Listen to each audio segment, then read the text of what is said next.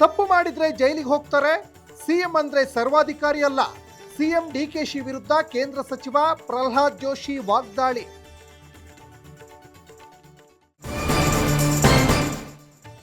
ನಾಡ ಪಿಸ್ತೂಲ್ ಅಕ್ರಮ ಮಾರಾಟ, ಮಹಾರಾಷ್ಟ್ರದಿಂದ ತಂದು ಬೀದರ್ನಲ್ಲಿ ಸೇಲ್.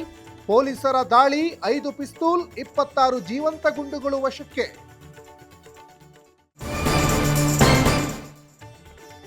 ಎಂಕೆ ಪ್ರಾಣೇಶ್ ವಿಧಾನ ಪರಿಷತ್ ಸದಸ್ಯತ್ವ ರದ್ದು, ಅರ್ಜಿ ವಜಾಗೊಳಿಸಿ ಸುಪ್ರೀಂ ಕೋರ್ಟ್ ಆದೇಶ. ಮಾಜಿ ಎಂಎಲ್ಸಿ ಗಾಯತ್ರಿ ಶಾಂತೇಗೌಡಗೆ ಮೇಲುಗೈ.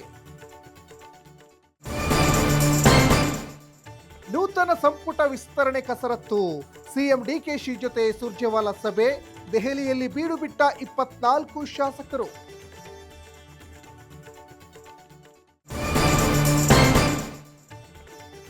ಬಿಡದಿ ಟೌನ್ಶಿಪ್ ಹೋರಾಟಕ್ಕೆ ಬಿಜೆಪಿ ಸಾಥ್.